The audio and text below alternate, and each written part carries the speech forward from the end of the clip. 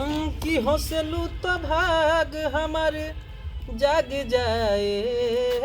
जा हमरो उमर तोहरो के लाग जाए जा हमरो बुझा था कि लैट्रिन करे बैठल बड़ा चुप ना रह आराम से रह कि जा हमरो उमर तोहरो के लाग जाए जा तोहरो उमर ताहर साली जी के लाग जाए। इस साली जी दूर दूर भागो तरीका है। अरे कि दूरे दूरे रह जहनी अब तू हो गिरबू का भर से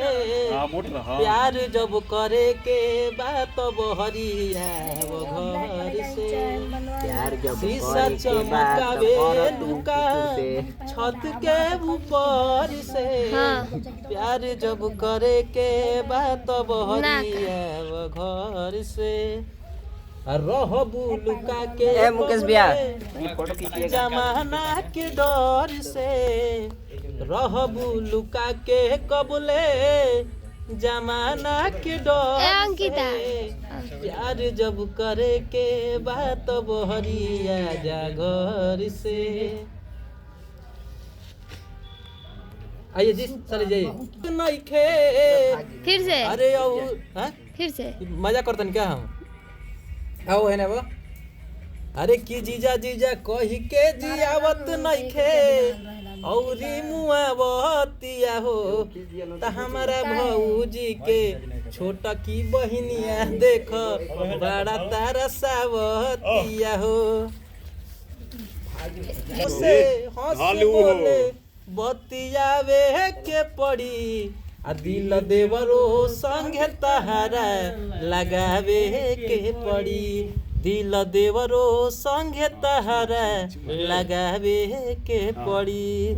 कि श्रद्धा सजल बा दिल में देखती सूरतिया मिलल नहीं मौका तुहसे करी कौनो बतिया हमरो खातिर एगो लई लियावे के पड़ी दिल देवरो संगे तहारा लगावे के पड़ी दिल देवरो संगे तहारा ए एक्टिव है। हाँ तो नीमा से बढ़ गया और ऐसे निकला था। हाँ चलो चलो हो गई ले हाँ कि नैना कजरोटावा काजर लगा के का करबू होठ सिंदूरी बा लाली लगा के का करबू ईमान डोल गइल तोहरा सूरतिया पे रानी ई जवनिया के दौलत जोगा के का करबू ऐसन रूपवा सजावल का होई जब देखी ना केहू गौर से। सुपर थैंक यू ए बढ़िया से वीडियो करो।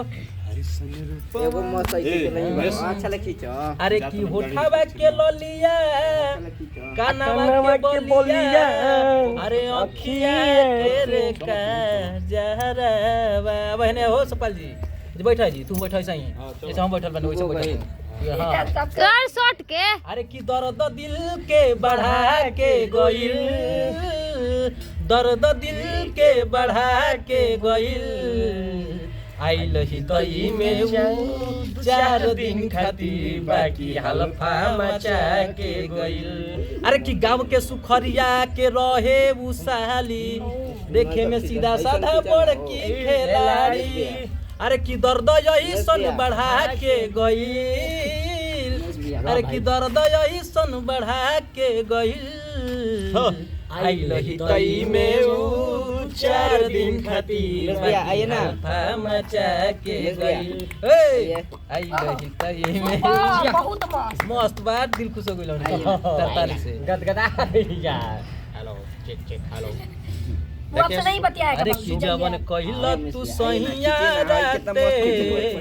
अब हिले दुखात बाटे अरे भीरी न सटी दूर तनी हटी धरी न हमके पाजा इधर दिया उठटाए कमर बरिया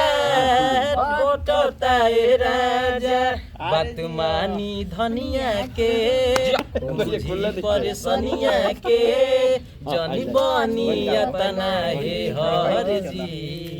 हम हई राम चलिए नमस्ते प्रणाम बोलिए आखिर मिलते हैं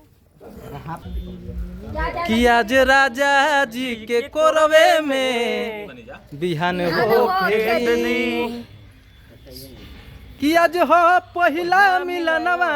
मिलले सजनी के सजनवा ओहो क्या बात है गुलाम नियन खिलल बा बदनवा तो हमनी के लेते हैं जब विदाई और वैसे कब मिलल जाई हमनी के आइए हां फिर हुआ सब सामने के ब्लॉक में मिलम जाए। बहुत बहुत धन्यवाद समय देवे खातिर हाँ